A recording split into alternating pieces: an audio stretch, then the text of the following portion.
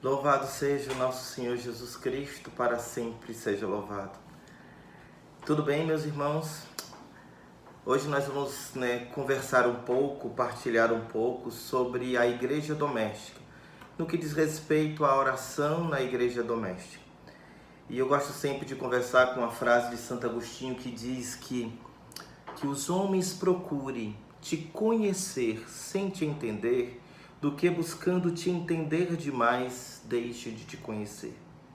Que os homens busquem te conhecer sem te entender, do que buscando entender demais, deixe de te conhecer. E é muito interessante esta frase de Santo Agostinho, porque ele frisa bem a necessidade de conhecer a Deus. E esse conhecimento de Deus é onde vai partir toda a formação da nossa igreja doméstica, da nossa experiência com Deus, da nossa vida de oração.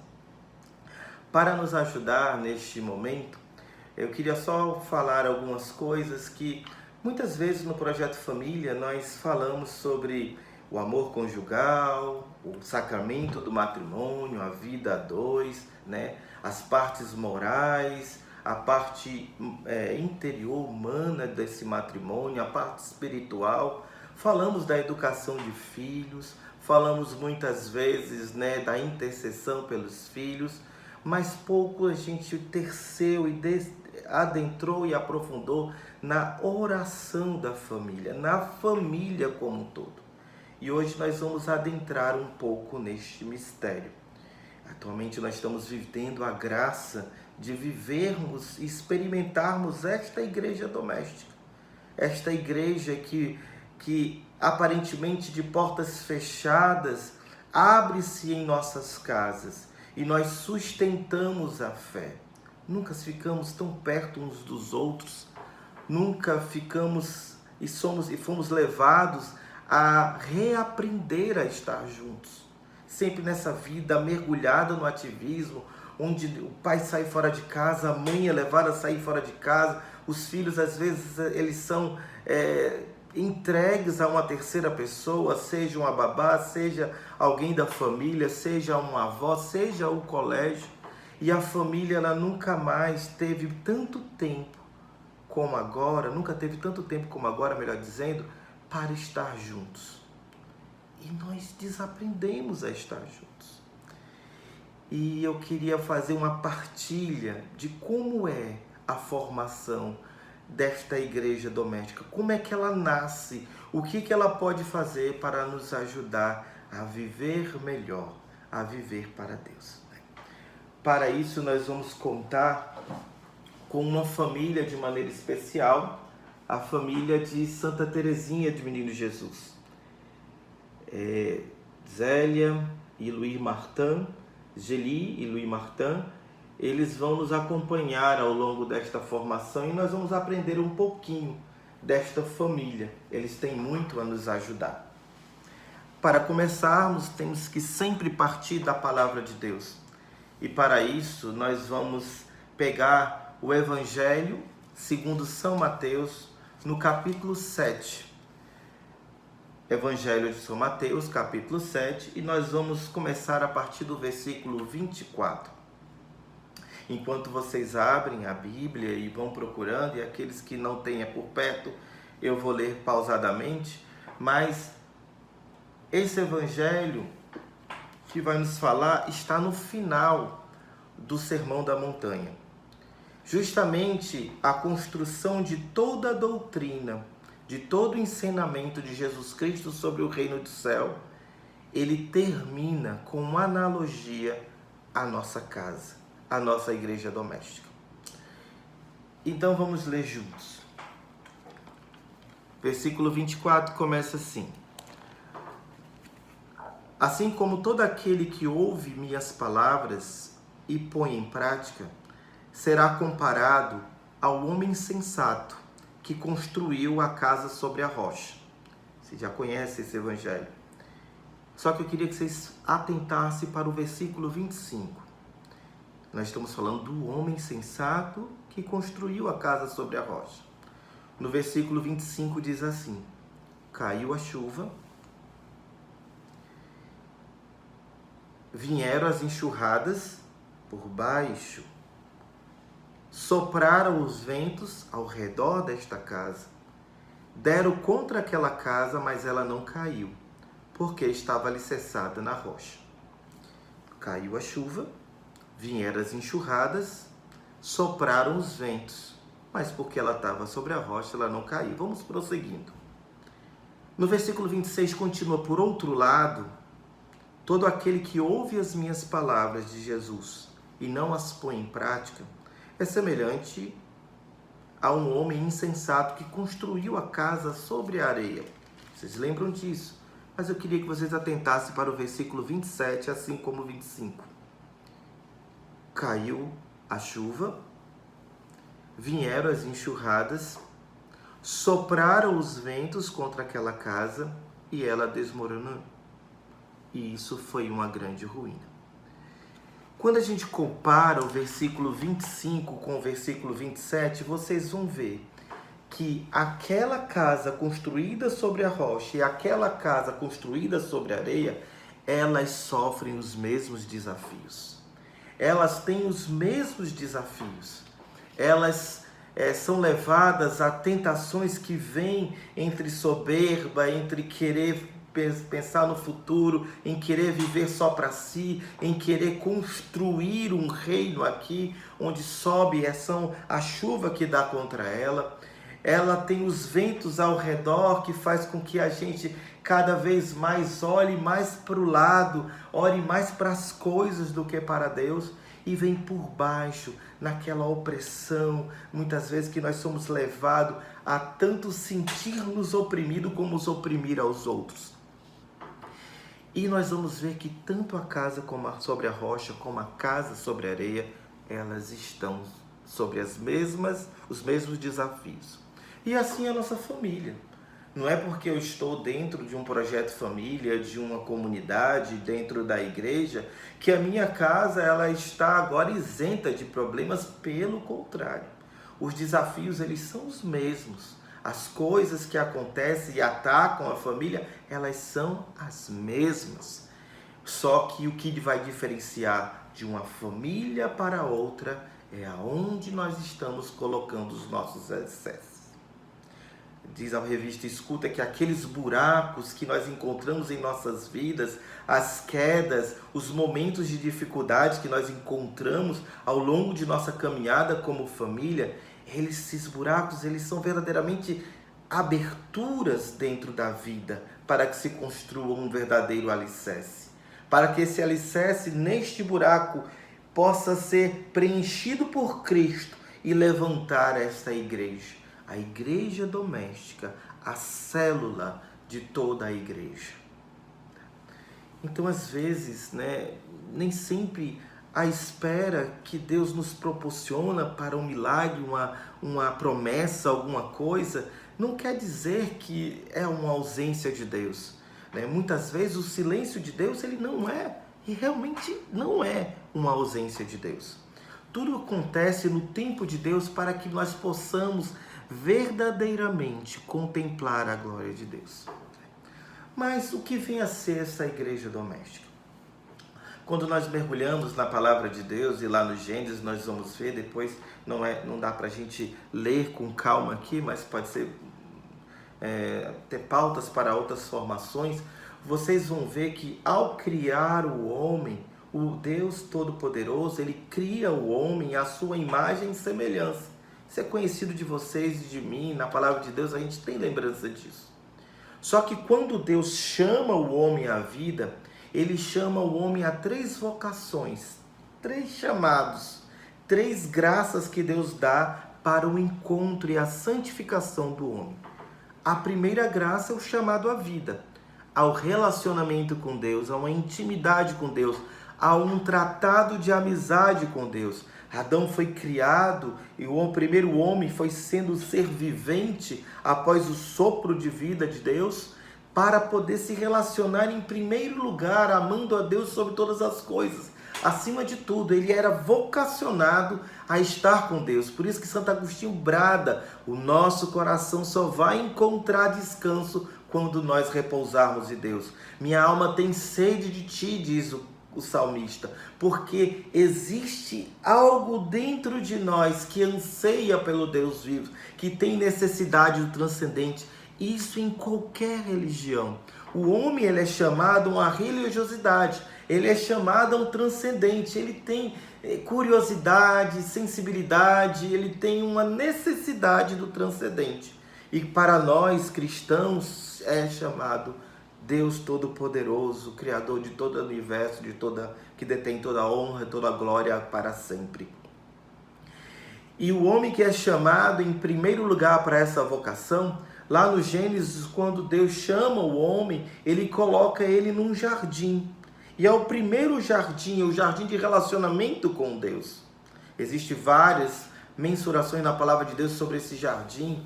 Vocês podem ver que o homem foi criado no jardim, que Jesus sofreu no jardim, no Getsemane, e que o Jesus, ao ressuscitar, ele veio a um jardim.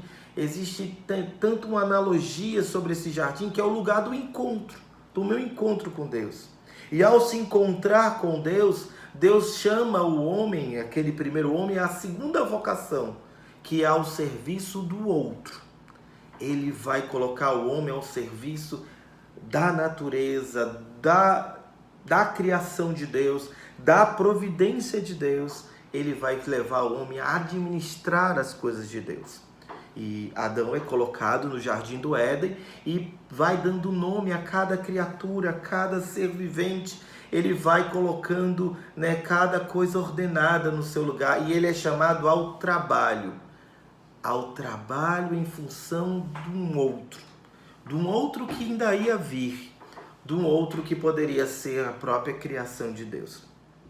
Então o homem, ele é chamado, em primeiro lugar, a um estado de intimidade com Deus, uma vida de oração, e ele é chamado ao outro, onde a primeira função é o trabalho. O terceiro chamado que o homem é levado é quando Adão olha para todas as coisas e mesmo assim ele se sente triste. Ele não encontra algo que seja semelhante a ele. E Deus vê, Deus Todo-Poderoso, que preenche totalmente o coração de Adão, ele vê que Adão se sentiu só. Então Deus, em seu infinito amor, faz um torpor acontecer em Adão e aí cria a última obra da criação. Retira do lado do coração, da costela de Adão, e faz a mulher, a imagem e semelhança de Deus como Adão, mas que ele olha e contempla. Esta sim é carne da minha carne, osso dos meus ossos. Ela vai ser chamada Eva, porque vai ser a mãe dos viventes. E aí, Deus que chamou em primeiro lugar ele para uma religiosidade, Deus que chamou Adão para para dar um trabalho como graça de Deus, Deus também chamou Adão a um estado de vida, e no caso de nós, ao matrimônio. Antes do pecado original, Deus já tinha abençoado o seu relacionamento contigo, abençoado o seu trabalho e abençoado também ao homem a sua vivência matrimonial. E aquele homem que era imagem e semelhança de Deus, ele, ao se unir à mulher, ele se torna uma só carne, uma só alma, um só corpo. Enquanto duas pessoas se tornam uma só, eles viram a imagem e semelhança da Trindade, onde três pessoas, de tanto se amarem, se tornam um só Deus Todo-Poderoso. Então, o que isso tem a ver com o nosso dia a dia?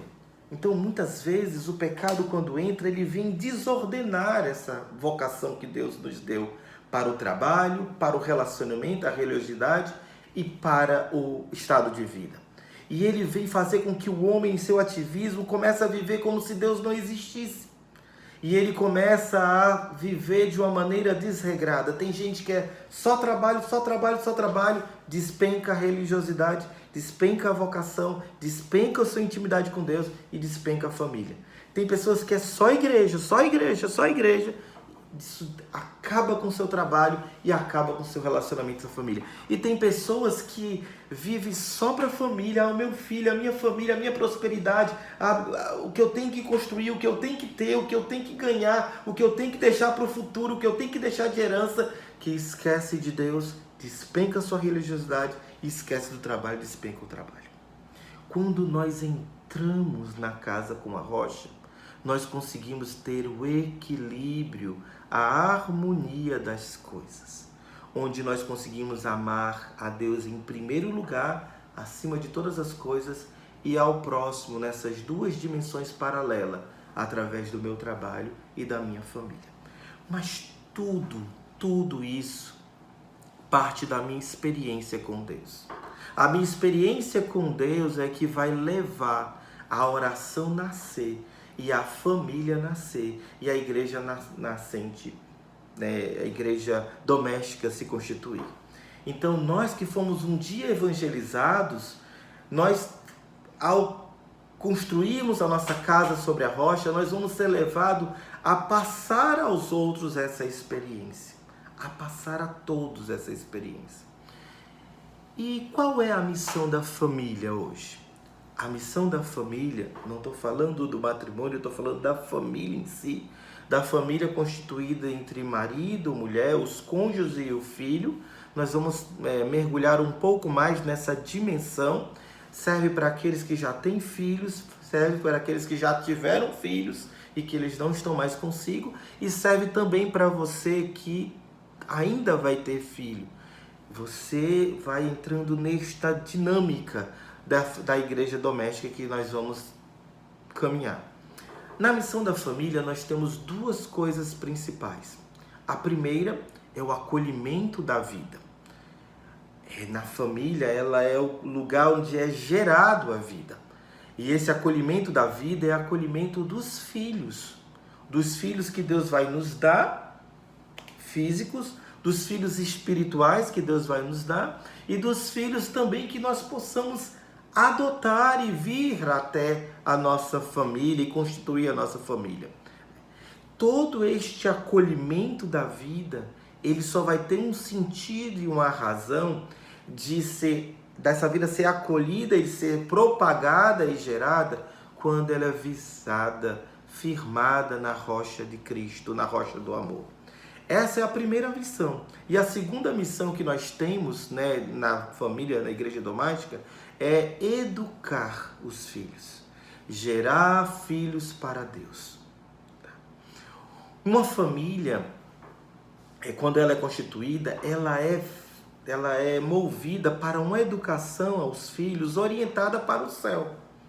Nossos filhos, eles têm que ser desde o início orientados para a santidade. Eles têm que ver a nossa experiência com Deus e desejar essa experiência também. Muitas vezes os pais, eles têm duas atitudes muito ruins: delegar a educação dos filhos para a escola, para outros, e só os pais conseguem educar para o céu. E outras vezes nós temos uma postura totalmente antagônica de querer empurrar, né, dentro dos filhos uma religiosidade que muitas vezes a pedagogia do Espírito, ela deve ser o princípio, deve ser a primazia, deve ser aquele que deve nortear a nossa educação. Porém, a missão da família na igreja é acolher os filhos e educar para gerar os filhos para Deus. Então é uma educação voltada para o céu. A família, ela deve falar de amor, ela deve falar de vida, deve falar de perdão, deve falar de esperança, de fé, deve falar de vida eterna, deve mostrar as vitórias com isso, mas deve mostrar também as suas cicatrizes. Quando Deus, ele constitui uma família, vou pegar aqui uma folha de papel, então quando Deus constitui uma família, ele constitui para uma finalidade. É a família pensada para Deus. Mas à medida em que nós entramos em matrimônio, nós carregamos um mundo para dentro da família. e acaba o meu pecado, o pecado da minha casa, a falta de perdão, o ativismo, o hedonismo, a viver como se Deus não existisse, ele começa a deformar o plano original de Deus para a família. A família continua sendo uma família.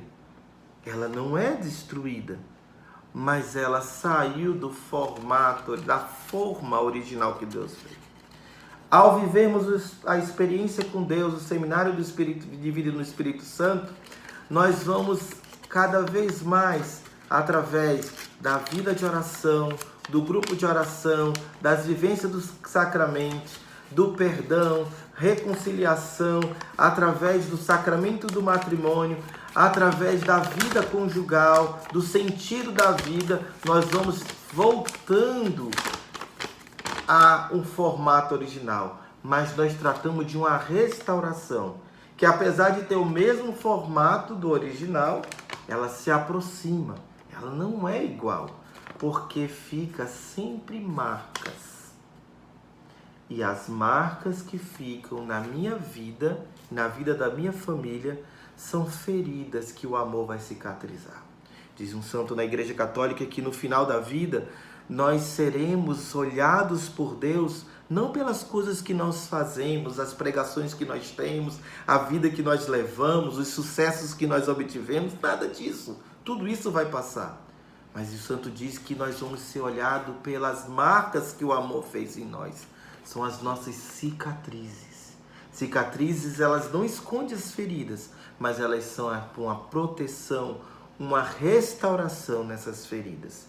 E essas cicatrizes, as marcas que o sofrimento e que o amor que vai curando esse sofrimento, transformando o sofrimento em sacrifício, em oferta, em vida realmente cicatrizada, isso que vai levar em conta em nossas famílias. Então a família, ela começa a se tornar uma igreja, ela começa a se tornar um lugar de manifestação de Deus. Ela vai se formar em um povo encaminhado. Nós não começamos com a família pronta. E não quer dizer que eu estou no grupo de oração e alguma coisa eu vou estar com essa família pronta. A nossa família, ela vai entrar em um processo de caminhada. Ela é uma escola em formação, uma formação que vai ser a mesma formação que a vida vai dar para o ser individual, ela dá também para a família. É formada no dia a dia, no cotidiano, na vida ordinária, na convivência entre acertos e erros, em meio à correção, em meio ao perdão. Mas a nossa preocupação dominante dentro da nossa família deve ser o céu. O desapego às coisas da terra e o olhar para as coisas do alto. Se os meus filhos não verem que eu desejo a santidade, que eu desejo o céu, eles não vão se animar, porque o referencial que eu tenho de oração, que eles têm de oração, é a mim. Eu sou o reflexo da paternidade de Deus. Eu sou o reflexo de um Deus que é amor e que é Pai. E se eu vivo uma vida infeliz, mergulhado, se eu não deixo a oração transformar em mim, eu nunca vou conseguir com que um beracara aconteça em nossas vidas. Então nossa preocupação deve ser para o céu, é formar filhos para Deus. Se ele vai ser um médico, um advogado, se ele vai ser um estudante, se ele vai ser uma pessoa com a dignidade, faz os seus trabalhos elementares e tudo, ele que seja uma pessoa virtuosa, temente a Deus. Mas eu tenho que trabalhar ele para o céu. Ele tem que sentir o sagrado em nossa casa. Ele tem que ter esse desejo do céu. Então, é um dever, é uma escola, é um lugar de amor, é um lugar de santificação a família. As virtudes, os santos, dentro de uma família que é uma fábrica de santos, é de lá que saem os sacerdotes, é lá que saem os religiosos, os consagrados, os missionários, é de lá que nascem as futuras famílias. Se as famílias forem derrotadas e destruídas, vai acabar tudo. Por isso a fúria de Deus, é combater a fúria de Deus, digamos assim, o temor que Deus tem, o cuidado que Deus tem, é combater tudo aquilo que vem entre chuvas, entre ventos, entre enxurradas, como a palavra que nós lemos no início disse. Deus, ele vem defender a família, ele vem habitar na família, mas o inimigo de Deus vem povoar a família com a mentira de que Deus não se importa conosco, de que Deus não está nem aí para nós. Existe um ambiente, uma situação de amor ou de dor que favorece a presença de Deus na família. Nós que passamos a nossa experiência interior, que tivemos a nossa experiência com Deus, devemos levar a nossa família a também fazer essa experiência como um corpo, como um povo, como um receptáculo da graça. Só Deus é capaz de converter os nossos corações, só Deus do Espírito Santo. Mas a família ela pode ser um ambiente propício para a recepção da graça. Para a recepção da graça. Então, quando a graça de Deus atinge a alma do homem, ela gera um movimento interior que faz ele ter sede de Deus. E esse movimento interior ele vai levar a uma transformação e uma conformação dessa pessoa na pessoa de Cristo Jesus. E esse movimento interior que a graça aceita pelo nosso sim faz dentro de nós, ele vai também transformar no movimento exterior de transbordamento, de transbordar aquilo que nós sentimos. Transbordar em virtude, transbordar em atração. Então, quando uma família ela vive voltada para o céu, quando uma família vive a vida de oração, ela atrai outras famílias. Olha como eu queria ser como aquela família, como eu queria ser como aquele jeito, como eu queria educar os meus filhos assim. Olha como é que eles se comportam na missa, olha a piedade dos filhos dela, olha a piedade dos filhos daquele casal, porque a família que vem no movimento de graça, a graça de Deus ultrapassa até mesmo o que eles pretendiam, planejavam para essa família. E esse movimento da graça interior vai transbordando e atraindo mais famílias para o segmento de Cristo. Às vezes eu fico pespassado com as coisas que Deus faz na família da gente. Eu olho para a Luciana, minha esposa, e digo assim, meu Deus, olha, a gente não fez nada. E por que está acontecendo isso? Por que eles estão entrando nessa mesma dinâmica que a gente? Olha só o pequenininho rezando, olha ali a mais velha daquele jeito, olha a nossa pré-adolescente desse jeito. Então é algo que nos ultrapassa, mas tudo começa pela vida de oração. Então se a graça que atinge a pessoa de uma maneira, redundantemente falando, pessoal, ela provoca um movimento interior de transformação e conformação com Cristo, que vai dar um movimento exterior de transbordamento. Do mesmo jeito acontece na dinâmica da família. Quando a família entra na dinâmica da oração, essa oração ela vai mudando, transformando aquela família, dando alicerce nos buracos, fechando as feridas, levando a cicatrizá-las. Ela vai abrindo ao ambiente de amor e de perdão, faz com que aquela família que está fechada, ela se abra e comece a ser uma família transbordante e que venha atrair outras famílias. Não tem felicidade melhor do que ter um filho que esteja voltado para o céu. É uma imensa alegria para o pai, para a mãe, ver os filhos numa caminhada. Mas também o contrário é uma verdade. Quantas famílias elas sofrem muito, porque eles não conseguem ser um testemunho de vida.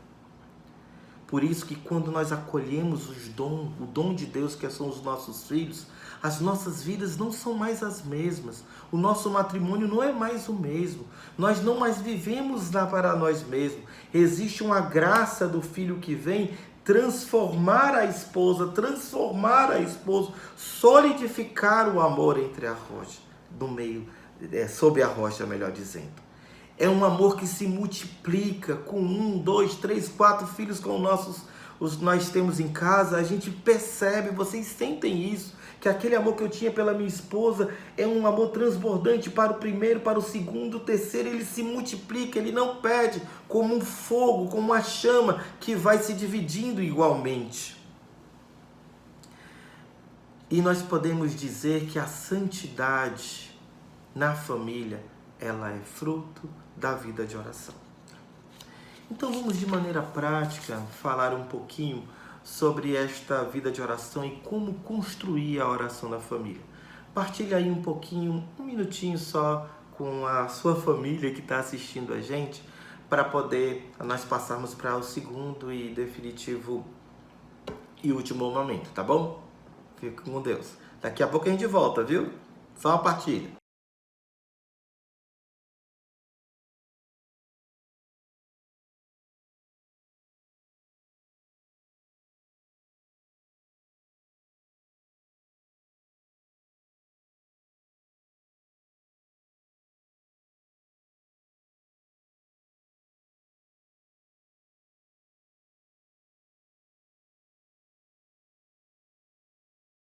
Então a igreja doméstica, né, a oração, ela não brota por acaso. Ela é fruto de uma experiência. Porém, os pais que tiveram o seminário de vida no Espírito Santo, como vocês que estão aí no projeto Família, né, nos seus grupos de orações mistas, que vocês passaram por essa experiência, como fazer com que essa oração atinja toda a família? Né? Mas o meu esposo tem um ritmo de caminhada, a minha esposa tem um ritmo de caminhada, os meus filhos eles são muito hiperativos, eles não vão compreender como chegar. Se você pegar um beracá e for fazer com a pessoa, com as crianças, né, de 4, 2 anos, 6, 15, 18 anos, com seus filhos, eles não vão entender qual é essa realidade. Às vezes nem você e seu esposo vive essa realidade de beracá. Do beracá que eu falo, aqueles que não conhecem, seriam a oração em família, tá? Que nós temos essa prática na comunidade católica Shalom. Mas quais são os 6 passos que nós vamos seguir para construir o beracá em nossas casas, tá?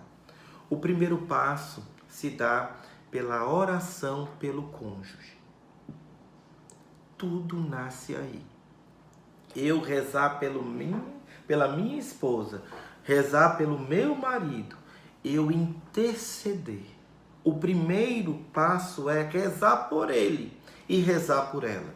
Seja num terço, se eu pegar aqui o meu rosário que está aqui no canto, seja por um terço, seja pela colocar a mão ali quando ele estiver dormindo, quando ela estiver dormindo, fazer uma oração em língua silenciosa, entregando eles na sua oração pessoal, no seu estudo da palavra, na sua comunhão, no seu relacionamento com Deus, ofertando seus sacrifícios, ofertando a sua vida, ofertando os seus desafios em prol da alma dele. Porque Deus em nossa esposa, em nosso cônjuge, vou dizer assim, ele era face a face comigo, tinha um relacionamento pessoal, Deus se coloca, vamos fazer assim, Deus que tem um relacionamento com a gente, ele quando nós casamos, nossa esposa vem para cá e ele se coloca atrás da nossa esposa. Eu tenho que passar por ela para poder atingir a Deus. É vontade de Deus que eu a conheça, que eu a ame, que eu cuide dela, que eu zele por ela e que eu impulsione ela para Deus. E ela me impulsione para Deus. Então o primeiro passo é rezar pelo cônjuge, pelo seu esposo, pela sua esposa. A intercessão. Nós não sabemos a dimensão de uma Ave Maria que nós podemos usar. A força dessa Ave Maria que nós rezamos, de uma oração em língua para aquele que foi ungido por Deus para poder cuidar daquela esposa, para poder cuidar daquele esposo.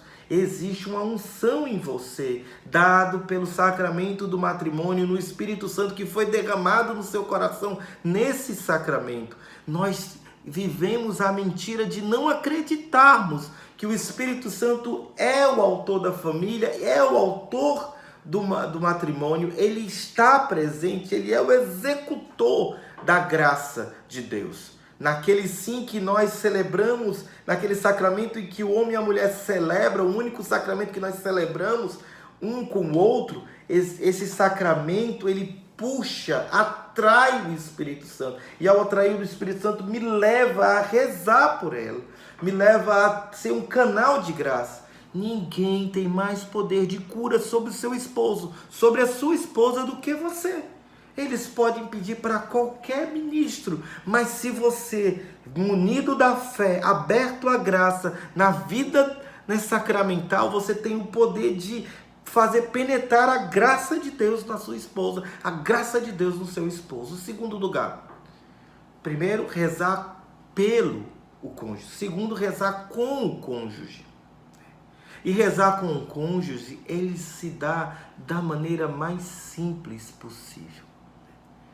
Começa-se com uma Ave Maria de mão dadas, começa-se com um Ângelus, as 3 Ave Marias que nós contemplamos, o anjo do Senhor que anuncia, né, a Nossa Senhora que acolhe esse sim, né, e depois vai abrindo a uma abertura na palavra, ler a liturgia diária com o seu esposo, com a sua esposa, né, até vocês se abrirem. É um processo de construção. Às vezes você chega lá com moções, direcionamentos, cheio de coisa, você acaba abafando o seu marido, abafando a sua esposa e não deixa-se perder o caminhar junto. É essa oração dos dois onde nasce o Beracá, onde nasce a transformação interior. E a oração do casal, simples, ordinária, se dá de 2 formas. Eu vou separar de maneira didática. Pelo corpo, o nosso ato conjugal é o momento de maior ação, onde os corpos, a alma, se unem em louvor a Deus, no ato conjugal, em louvor a Deus, autor da vida. Porque anjos, eles não conseguem se multiplicar. O inimigo de Deus, uma vez decaído com aquela anjarada toda que foi precipitada, eles não conseguem propagar o seu reino. Só eu e você somos capazes de gerar a vida. E por isso que a família se torna um santuário da vida. E por isso que mina os nossos corpos, a maneira que nós vestimos, a maneira que nós falamos, aquilo que entra nos nossos olhos como pornografias, como filmes, como sensualismo através de lingeries e outras coisas mais, vai tirando a realidade que é um louvor a Deus. O ato conjugal, ele é um louvor a Deus. Um louvor a Deus porque eu estou me unindo, naquele momento eu sou a Trindade está comigo, porque eu sou um reflexo, eu sou definitivamente a imagem e semelhança da Trindade. E o ato conjugal preparado pela oração, às vezes uma simples Ave Maria, às vezes um Pai Nosso, um vídeo do Espírito Santo, o preparar os nossos corpos, o desejar Deus, que Deus realmente conduza o nosso ato conjugal. Isso faz com que o nosso ser entre em oração, sem nenhuma oração em línguas, sem nenhuma emoção, na simplicidade da vida ordinária que o matrimônio nos concede. E o segundo tipo de oração, nesse rezar com o cônjuge, é a união da alma. Onde está o Pai, está o Filho, está o Espírito Santo. Onde eu estou, eu carrego comigo a minha esposa. Onde a minha esposa está, eu carrego comigo o meu esposo. Terceiro ponto, que tem que acelerar um pouquinho. Primeiro, rezar pelo cônjuge. Segundo, rezar com o cônjuge. Terceiro ponto, rezar pelos filhos. A intercessão pelos filhos. Eles estão dormindo. Um beijinho de boa noite. Um sinal da cruz na testa. Um durma bem. Um cobrir as crianças. Um fazer uma ronda à noite para ver se está todo mundo no seu lugar. Um rezar uma Ave Maria quando ele estiver dormindo. Ninguém tem maior poder de cura, de intercessão, de graça, do que aqueles que geraram a vida em nome de Deus, aqueles filhos que são o dom de Deus. E o segundo é rezar com o quarto, é rezar com os filhos. Não tem como eu juntar a filharada todinha no Beracá logo de imediato, se eu não rezo pela minha esposa, se eu não rezo com a minha esposa, se eu não rezo em primeiro lugar pelos meus filhos. E agora eu tenho que rezar com os meus filhos. Deixar os filhos nos ver rezando. Eles percebem, papai, ele acorda e reza, a mamãe reza. Eu vejo a mamãe com um texto, eu vejo a mamãe parando, lendo um livro espiritual, um livro de Deus. Então, rezar com eles, né? Uma das coisas que Santa Zélia e São Luís Martin fazia ela acordava cedo, antes de Santa Teresinha, antes de Celina, para esperar as filhas despertarem. E antes de despertarem, elas faziam ela fazia esse ato, ela entregava os corações a Deus, consagrava as filhas a Maria, e ela fazia com que as crianças crescessem nesse sentimento de eternidade. Então, rezar, ler a palavra de Deus, uma bibliazinha de criança, ensinar uma Ave Maria, ensinar um Pai Nosso, rezar com eles. É uma atitude muitas vezes mais materna, mas como é poderoso, como aquele pai que está lá trabalhando, ele perde tempo com a sua filha, com seu filho, para falar de Deus. Leia ali uma historinha de um santo, converse das suas experiências de Deus, fale das coisas do alto, deixe o coração deles inflamarem por isso. Quinto ponto, rezar pela família. E aí, depois que você reza pelo cônjuge e com o cônjuge, reza pelos filhos, e com os filhos, você vai levar o cônjuge e você, os filhos e você, a interceder pela família. Olha, vamos agora, minha filha, vamos agora, meu filho, vamos agora, meu esposo, minha esposa, vamos rezar uma Ave Maria antes de dormir pela nossa família, pelas famílias, né, que existem na Terra, e fale de algum caso, de alguma família que encontrou a graça de Deus, ou alguma família que está passando por uma dificuldade. Leve eles a rezar e intercederem na oraçãozinha pessoal deles, na oraçãozinha das crianças com você, na oração pessoal do seu esposo, da sua esposa, na oração pessoal, na oração do casal. Leve eles a interceder pela sua família e pelas famílias. Gente, vocês estão percebendo que vai gerando em nós um movimento. Não é uma coisa pronta. É uma coisa que vai surgindo devagarzinho. Aquela família que está lá, que os filhos estão engajados, que geraram filhos para a igreja, que eles que já tem padres, já tem consagrados, já tem pessoas tementes a Deus, que você sabe que você gerou um filho que já está casado, que já vai construir uma família dentro das virtudes. Ela não nasce por acaso. Ela vai de acordo com a recepção da graça de Deus. A graça de Deus, ela vem ser derramada aí na família diretamente. Mas se a família estiver assim, a graça ela vai e passa na nossa vida. Mas se a família é levada pela oração do casal, pela oração pelo casal, de um pelo outro, pela oração pelos filhos, pela oração com os filhos, e ela vai levando pela oração e intercessão, ela se abre. E a graça, quando vem, ela penetra. E ao penetrar, ela fica. E ao ficar, ela vai gerar um movimento de amor que vai transbordar. E ao transbordar, ela vai atrair novas famílias que vão desejar rezar, estar juntos, fazer o que vocês fazem, porque houve um movimento interior daquela pessoa que gerou um transbordamento no seu esposo, um transbordamento nos seus filhos. Houve um movimento interior da graça na família que vai gerar um transbordamento da família para as outras famílias. É assim que funciona o pastoreio num grupo de casais. É assim que funciona o seu pastoreio na sua família. É assim que gera a oração, que é o princípio e a base de tudo. E por último, o sexto ponto, depois de termos visto todo esse movimento e levarmos o nosso esposo e esposa e levarmos os nossos filhos a interceder pela nossa família e pelas outras, vem o Beracá, a oração em família. E a oração em família, ela começa com a decoração de um altar na casa.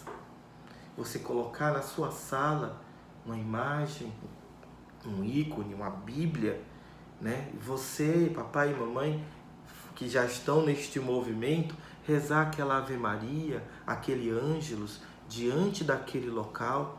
As crianças vão passar, vão olhar, vão continuar brincando.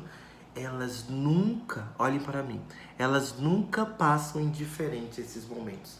Sempre fica marcado aquilo que Deus escreve através dos lápis, que sou eu e minha esposa, no coração dos nossos filhos. Aquilo ali vai impregnando. São gotas de amor e piedade que a família vai ditando.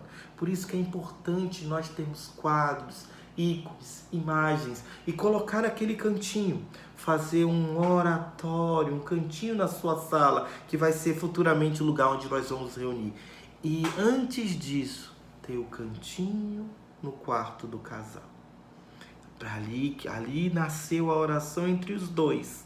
E essa oração entre os dois foram passando para o quarto dos filhos, estão entendendo? Depois vão passando para a sala, onde todos vão ser atraídos. Impulsionado pela oração do casal, que passa pelo quarto dos filhos, vocês estão entendendo o movimento, e chegando até o beracá na sala. Não é ao contrário. Ok? Então, começa com os adornos, com o sentido do sagrado. No meu quarto, no quarto do casal. Depois eu fiz lá, vou falar das nossas experiências, cada um deles são levados a ter seus ícones, o seu oratóriozinho, embora que o de 6 anos nem veja, mas a gente já vê ele nesse movimento, eu já percebo, né? E as pessoas que me conhecem, convivem com a nossa família, já percebem no de 6 anos. Desde o 5º ano de vida dele, ele já tem uma noção.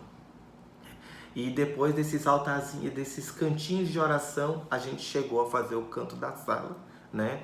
E começamos aí todo esse movimento, né? Que já faz um tempo, mas eu estou relatando o beabá, vocês estão entendendo. Depois disso, vamos fomentar dentro das crianças esse rezar juntos. A missa, a mais perfeita oração. De mostrar a eles que, olha, vocês podem brincar, fazer o que for, mas quando começar a missa, todos nós pertinho de papai e da mamãe. E ter ali o movimento de exercer com autoridade, não autoritarismo, a paternidade e a maternidade sobre seus filhos. De ver que ali, eles sabem disso, que ali é hora de coisa séria. Como um professor na sala de aula vai chegar para ele, atenção! E eles vão ver que é coisa séria. E aí eles vão ver que na missa é uma coisa séria. E aí eles vão começar a perceber, e embora que eles não entendam, eles vão perguntar, vão questionar, vão ver, eles vão rezar como o pai reza. Eles vão fechar os olhos como a mãe reza. Muitas vezes a gente fica assim, né? Olhando para outro, então eu vou vivendo mais aquela Eucaristia e a esposa fica mais nessa lateralidade, que não deixa de viver também. Tem momentos que nós combinamos, ela vive mais essa espiritualidade da Santa Missa e hoje eu fico ali no pastoreio das crianças. E com o tempo, gota após gotas, dia após dia, eles vão se abrindo ao sagrado. Até eles nos chamarem a atenção. Ei, pai, olha aí, né? Nós desligamos os celulares, a começar por pai e mãe. Nós nos voltamos para aquele momento. Nós sentamos, geralmente, nas primeiras fileiras para poder que eles fiquem sendo observados pelas pessoas. Isso também inibe as crianças a quererem correr e tudo mais. Muitos pais fazem o contrário, né? Vão lá para trás e deixam os meninos todos soltos e tudo mais. Vocês têm que, aos poucos, fazer eles adentrarem nesse mistério. Tá? Outro ponto, né, nessa simplicidade do beracá se dá pela convivência. A simplicidade de estar juntos. Hoje nós vamos brincar. Toda quinta-feira vai ser a nossa brincadeira. Vamos jogar um jogo de tabuleiro, fazer um quebra-cabeça, conversar, vamos partilhar, fazer alguns joguinhos, né, que a gente faz de mímica e a gente vai estar juntos. Tá? Começa o beracá com isso.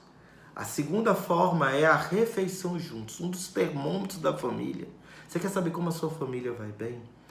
É ver o quantas vezes eles comem todos juntos à mesa. Ele é um termômetro fiel, tanto que isso é bíblico. A Bíblia ela fala e Cristo também elucida e testifica como a refeição é algo sagrado para os judeus e é algo sagrado para Cristo. Tanto que ele quis se dar numa refeição. A missa ela é uma refeição, onde nós comemos e bebemos, nós sorvemos o corpo, o sangue, a alma e a divindade para dentro de nós. E a refeição ela tem esse mistério em comer juntos. Quer desarmar o inimigo de Deus? Quer abrir a sua família para oração? Comece a criar a oportunidade de vocês comerem juntos.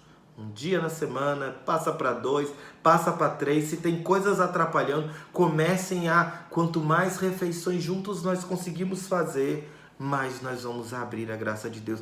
mesmo sem ser uma coisa espiritualidade. É uma coisa ordinária, mas é a fraternidade que abre os corações dos nossos filhos. Aí começa a oração feita antes da refeição, que a gente vai rezar todos juntos. Começa a oração feita no caminho de levar para a escola. Pai e mãe quando leva para a escola, quando é só pai, quando é só mãe, antes de sair, se vai num transporte escolar, tá? O pedir a bênção e o abençoar, nós estamos perdendo essas graças. Tudo isso vai gerando um movimento do sagrado, um movimento da piedade, uma graça dos dons infusos do Espírito Santo que vai virando aquela família para a recepção da graça, tirando a casa da areia e trazendo para a rocha. Tá? A oração antes de dormir, né? A mãe chegar, a gente reveza, às vezes o pai vai, chega e faz, né? Vamos agora pedir perdão a Deus, meu filho. Vamos pedir perdão a Deus, minha filha. Vamos agradecer a Deus. Não, olha, hoje veio papai e mamãe rezar com vocês aqui. Se os meninos dormem num quarto, se as meninas dormem no outro, né? E a gente vai gerando esse movimento de agradecimento, de pedido de perdão, de revisão de vida. A oração acordar, né? E depois que eles estiverem todo nesse movimento de oração, aí você traz e vai começando a introduzir de uma maneira mais clássica, mais, como é que eu posso dizer, litúrgica, a oração em família, em louvor.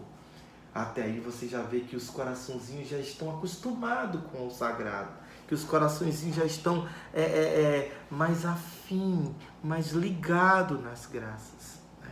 E aí vai entrando toda uma catequese, toda uma construção no dia a dia, mostrando o que é a igreja, o que são os sacramentos, o que é a bondade, o que é o amor de Deus, a pregação querigmática desse amor de Deus, de Jesus que nos salva, que Jesus que é o Senhor, que do Espírito Santo que habita dentro de... Então a gente começa por momentos. E aí vai fazer a mesma coisa que vocês fizeram quando casal. Rezando uma Ave Maria juntos.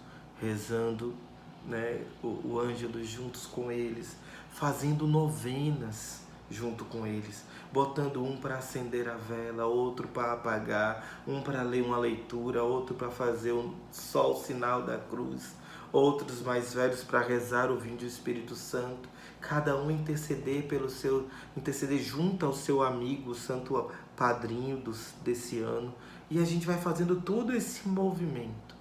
Então, o Beracá, meus irmãos, eles não é uma coisa impositiva, porque senão a graça vem e vai embora. Se vocês vão conseguir fazer um Beracá impositivo por uma semana, duas, depois vai voltar tudo que era antes. Mas é todo um movimento. Essa segunda parte eu queria que vocês depois, né, se o próprio projeto pudesse repassar, vocês pudessem ver e rever e tentar ver esse itinerário, essa inspiração de Deus para a construção dos nossos beracás. E acontece, né? É vontade de Deus que nós sejamos essas igrejas domésticas, essa igreja doméstica. Por fim, eu queria falar para os esposos agora, rapidamente. Tudo na minha vida começou nesse movimento através do Santo Rosário. Eu comecei a ser levado por Deus a uma oração de intercessão pela minha esposa e as esposas entendam, né, pelo seu cônjuge. Então, os 5 mistérios do terço que eu rezo, né, todos os dias, o primeiro mistério eu rezo pela Luciana, esposa. E aí eu vou rezando por nós, como família. O segundo mistério de intercessão pela minha esposa, se é pela Luciana, mãe, pela maternidade, para que Deus dê paciência, para que Deus dê sabedoria nesse trabalho que é árduo, que é difícil, de ser mãe, de ser esposa, de ser filha de Deus, de ser filha também. Terceiro mistério, eu rezo pela mulher, pela pessoa da Luciana e pela sua vida de oração, para que ela possa, pela sua saúde, pelo seu se ajeitar, pela sua feminilidade, para que os meus olhos sejam cada vez mais voltados para ela. É uma graça que Deus nos dá.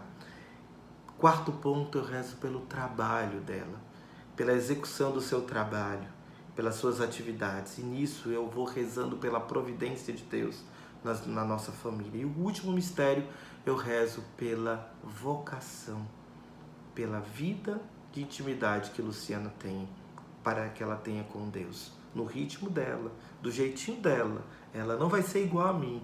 Eu tô anos-luz dela.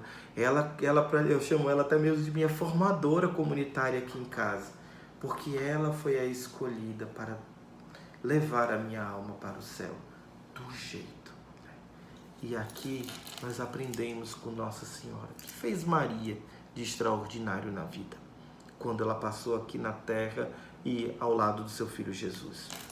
Teve chagas, levitou, dom da bilocação, se transfigurou, ela realizou curas, milagres, prodígios.